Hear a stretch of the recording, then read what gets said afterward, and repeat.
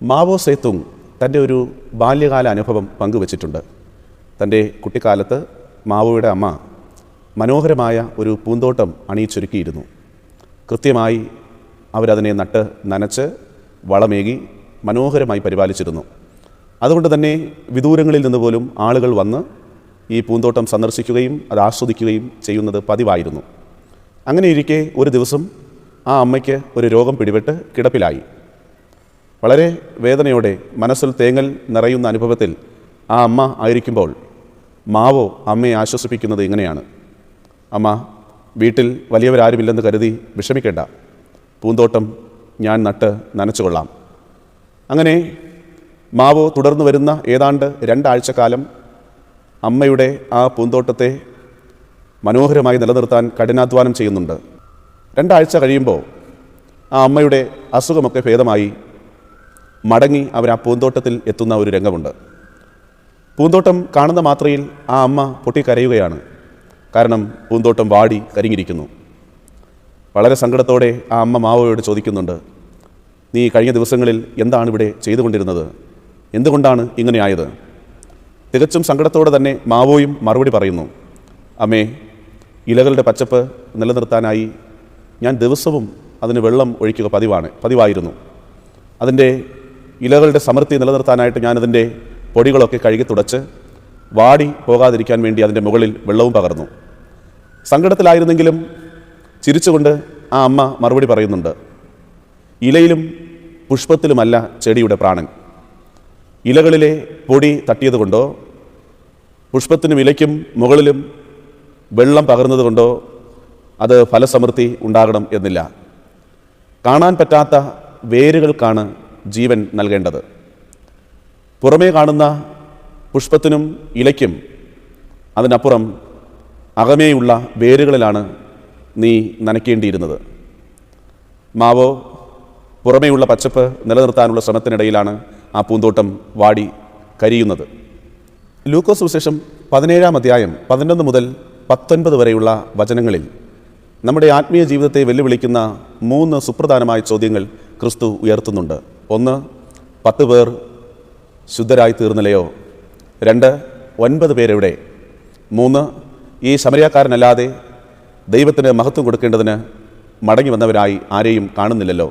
9 പേർ തങ്ങളുടെ ശരീരം കുഷ്ഠത്തിൽ നിന്ന് സൗഖ്യമായി, നഷ്ടസൗന്ദര്യം വീണ്ടെടുക്കപ്പെട്ടു. എന്നിട്ടും ബാഹ്യമായ സ്വാർത്ഥമായ തുരുത്തുകളിലേക്ക് അവർ വഴുതി മാറി സഞ്ചരിക്കുകയാണ്. എന്നാൽ ശമരിയാക്കാരനാകട്ടെ, ആ ഒരുവൻ തൻ്റെ സൗഖ്യം അനുഭവിച്ചറിയുമ്പോൾ ആ ആന്തരിക പ്രകാശത്തിലേക്ക്, ക്രിസ്തുവിലേക്ക് മടങ്ങി വരികയാണ്. ഉള്ളിൽ വെളിച്ചം പേറുന്നവർക്ക് നന്ദി പ്രകാശിപ്പിക്കാതിരിക്കാനാവില്ല. ഈ ജീവിതയാത്രയിൽ ദൈവത്തിൻ്റെ കരുതൽ ഹൃദ്യമായി ഏറ്റെടുക്കുന്നവർക്ക് കൃതജ്ഞതാഭാവങ്ങൾ പങ്കുവയ്ക്കാതിരിക്കാൻ ആവില്ല. അതുകൊണ്ട് രക്ഷയുടെ അനുഭവസ്ഥരാകാൻ രോഗശാന്തി ലഭിക്കാനുള്ള വിശ്വാസ തീഷ്ണത മാത്രം പോരാ. നന്ദികേടിൻ്റെ പര്യായമായി മാറിയ ആ 9 പേരെ നമുക്കൊന്ന് ശ്രദ്ധിച്ച് നോക്കാം. തങ്ങളുടെ ജീവിതത്തിൽ ലഭിച്ച സൗഖ്യം അതേ അർത്ഥത്തിൽ ഏറ്റെടുക്കാനാകാതെ പാളിപ്പോയതിൻ്റെ പിന്നിൽ നിശ്ചയമായി ചില ഘടകങ്ങളുണ്ട്. 3 ചെറിയ വാക്കുകളിലൂടെ അവരുടെ ജീവിതത്തെ നമുക്ക് സംഗ്രഹിക്കാം. 1, മലയാള നിഘണ്ടുവിൽ മുകൾപ്പാട് എന്നൊരു പദമുണ്ട്. മുകൾപ്പാട്, അതിൻ്റെ അർത്ഥം മേലറ്റം, മേൽഭാഗം, അഗ്രം എന്നൊക്കെയാണ്. ജീവിതത്തിൻ്റെ മേൽത്തട്ടിലെ നന്മകളിൽ കുടുങ്ങിക്കിടക്കുമ്പോൾ ആന്തരികമായ വെളിച്ചം നമുക്ക് അന്യമായി പോകുന്നു.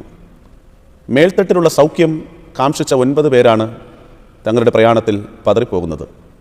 നിശ്ചയമായി മുകൾ തട്ടിലെ സഞ്ചാരത്തിനപ്പുറം, സൗഖ്യത്തിനപ്പുറം നിത്യമായ രക്ഷയിലേക്ക് നമ്മുടെ ജീവിതം സമർപ്പിക്കുമ്പോൾ അതാണ് നമ്മുടെ ജീവിതത്തെ കുറേ കൂടി അർത്ഥമുണ്ടാക്കുന്നത്. 2, മുൻഗണന എന്ന പദം ഇതിനോട് ചേർത്ത് വയ്ക്കേണ്ടതുണ്ട്.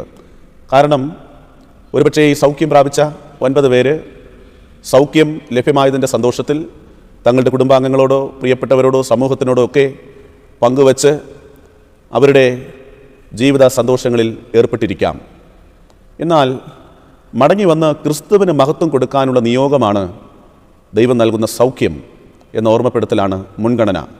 റെമിനിസൻസ് എന്നത് ടാഗോറിൻ്റെ സ്മരണ നിലനിർത്തുന്ന പുസ്തകമാണ്.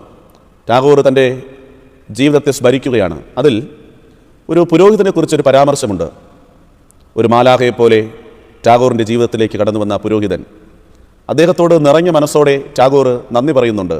കാരണം നിലച്ചു പോകാമായിരുന്ന പഠനത്തെ തെളിയിച്ചു കൊടുത്തതിന്, മങ്ങിപ്പോയ ജീവിതത്തെ പ്രകാശിപ്പിച്ചതിന്. അതെ, തൻ്റെ സ്മരണകളിൽ മുൻഗണന ജീവിതം കരുപ്പിടിപ്പിച്ച ആ പുരോഹിതന് തന്നെയാണ്. മൂന്നാമത്തെ പദം മുൻവിധിയാണ്. ചില മുൻവിധികളാണ് നമ്മുടെ കൃതജ്ഞതാ ജീവിതത്തിന് തടസ്സമായി മാറുന്നത്. ദൈവത്തിന് നമ്മുടെ നന്ദി ആവശ്യമുണ്ടോ? നന്ദി സ്വീകരിക്കാനുള്ള മനോഭാവത്തിലാണോ ദൈവം സ്ഥിതി ചെയ്യുന്നത്? സൗഖ്യം പ്രാപിച്ച 9 പേര് ക്രിസ്തു നന്ദി പ്രതീക്ഷിക്കുന്നില്ല എന്ന മട്ടിൽ അവരുടെ ജീവിത രംഗങ്ങളിൽ ഏർപ്പെട്ടതാകാം. അങ്ങനെയെങ്കിൽ നമുക്ക് ചില മുൻവിധികളുണ്ട്. നന്ദി പറയുമ്പോൾ നാം ദൈവത്തെ മാറ്റിമറിക്കുകയല്ല, നാം പറയുന്ന നന്ദി നമ്മുടെ ജീവിതത്തിന് സാരമായ വ്യത്യാസമുണ്ടാക്കും. കൊടും വെയിലിൽ 2 മനുഷ്യർ യാത്ര ചെയ്ത് ആ വലിയ വടവൃക്ഷത്തിൻ്റെ ചുവട്ടിൽ അഭയം തേടിയിരിക്കുകയാണ്. അവിടെ ഇരുന്ന് 2 പേർ തമ്മിൽ സംഭാഷണം നടത്തുന്നു. അതിലൊരാൾ ഇങ്ങനെ പറഞ്ഞു, എന്തൊരു പാഴ്മരമാണിത്, ആർക്കും ഒരു പ്രയോജനവുമില്ലാത്തത്. അങ്ങനെ ആ വൃക്ഷം അവരോട് സംസാരിക്കുന്നുണ്ട്. എങ്ങനെയാണ് നിങ്ങൾക്കിങ്ങനെ സംസാരിക്കാനാവുക? ഈ കൊടുംചൂടിൽ ഈ മരത്തിൻ്റെ തണലിൽ വന്നിരുന്ന് ഈ മരത്തിൻ്റെ നന്മ അനുഭവിച്ചിട്ട് നന്ദികേട് പറയുന്നുവോ എന്നായിരുന്നു ചോദ്യം. എല്ലാറ്റിനും നമുക്ക് നന്ദി പറയാം. ഈ ജീവിതയാത്രയിൽ നന്ദി വളരെ സുപ്രധാനമായ ഒരു ശീലമായി ഏറ്റെടുക്കാം. നന്ദി ഒരു സംസ്കാരമാകട്ടെ, ഒരു ജീവിത ശൈലിയാകട്ടെ. എല്ലാറ്റിനോടും നന്ദി. ഡോക്ടർ ബ്ലസൻ മേമന, അദ്ദേഹത്തിൻ്റെ മനോഹരമായ ഒരു പാട്ടുണ്ട്.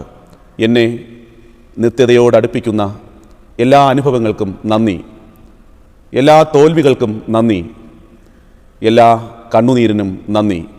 നമുക്കതിനോട് ചേർത്ത് വയ്ക്കാമോ? ഇന്നലകളിലെ എല്ലാ ജീവിതാനുഭവങ്ങൾക്കും നന്ദി, ശത്രുക്കൾക്ക് നന്ദി, കയ്പനുഭവങ്ങൾക്ക് നന്ദി. ദൈവസാന്നിധ്യം കുറേ കൂടി ആഴമായി ബോധ്യപ്പെടാൻ അത് കാരണമായി. ഏറ്റവും നല്ല പങ്കിടൽ നന്ദി അർപ്പണമാണ്. The best giving is thanks giving. എല്ലാറ്റിനും നന്ദിയുള്ളവരായി സമർപ്പണം ചെയ്യാം. അതെ, നന്ദി മാത്രം.